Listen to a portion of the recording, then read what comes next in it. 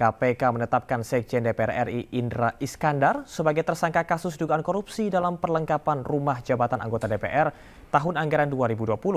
Indra Iskandar ditetapkan sebagai tersangka bersama 6 orang lainnya.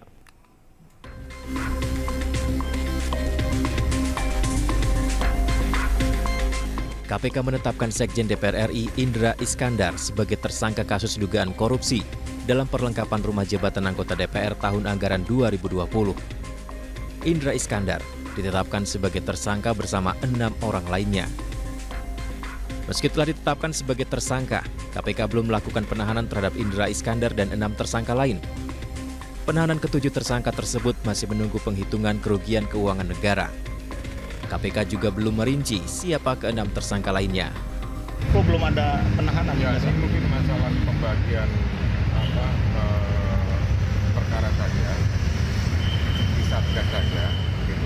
Karena Satgasnya itu, saya barusan cek juga tadi ke Satgasnya, mungkin ada beberapa yang harus diprioritaskan sehingga itu menjadi sifatnya hanya pilih saja nanti pasti akan ada penyelesaian.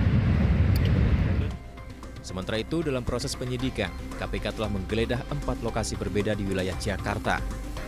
Tim KPK juga telah menyita sejumlah dokumen pengerjaan proyek hingga transaksi keuangan berupa transfer uang. Tim Liputan iNews melaporkan. Presiden Prabowo Subianto memanggil lagi sejumlah pengusaha nasional ke Istana Kepresidenan Jakarta.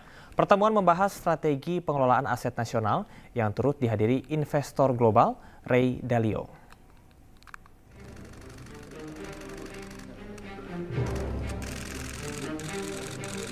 Di Istana Kepresidenan, Presiden bersama Menteri dan para pengusaha menggelar pertemuan dengan investor global Ray Dalio guna membahas strategi pengelolaan aset nasional serta peningkatan investasi Indonesia.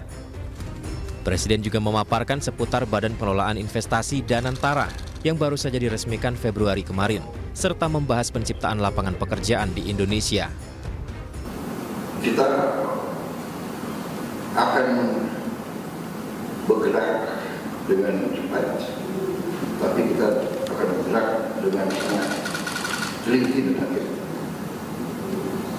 Dengan demikian saya mengundang tokoh-tokoh ekonomi Indonesia yang di bidang swasta yang sudah punya pengalaman sendiri puluhan tahun dalam manajemen, dalam investasi, dalam pengelolaan untuk bersama-sama dengan pemerintah. Sehari sebelumnya, Presiden Prabowo juga mengundang 8 pengusaha nasional ke Istana membahas sejumlah program pemerintah, salah satunya Danantara. Tim Liputan iNews melaporkan. Pemirsa, selain untuk memaksimalkan Danantara, pengusaha Tommy Winata yang memenuhi undangan kepresidenan Presiden Prabowo juga mengatakan bahwa satu hal yang penting dalam diskusi adalah mengenai penciptaan lapangan pekerjaan di Indonesia. Ciptakan lapangan pekerjaan. Ada kesepakatan nggak Pak? Tadi di dalam lebih bahas apa? Penciptaan lapangan pekerjaan. Itu yang jadi fokus utama ya? Iya, penciptaan lapangan pekerjaan. Bapak tadi bilangnya ada jubir juga sih? Pokoknya ada penciptaan lapangan pekerjaan, juga supaya masyarakat lebih baik, hidupnya lebih makmur. Di bidang apa?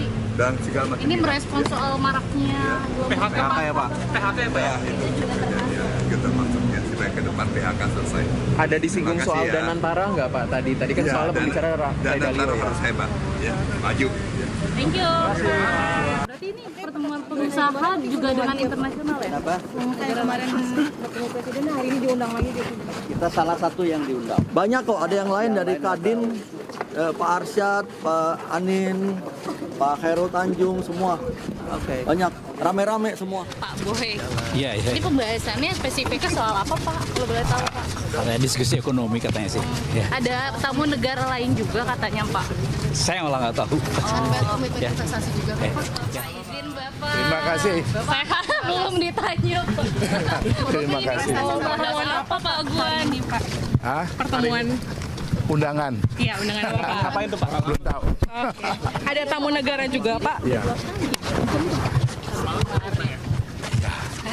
Ini spesifiknya ke program prioritas pemerintah juga Pak Aguan. Betul.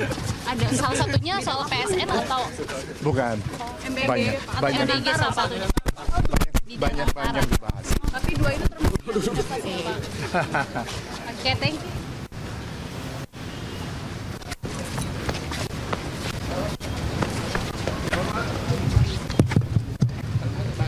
Jalan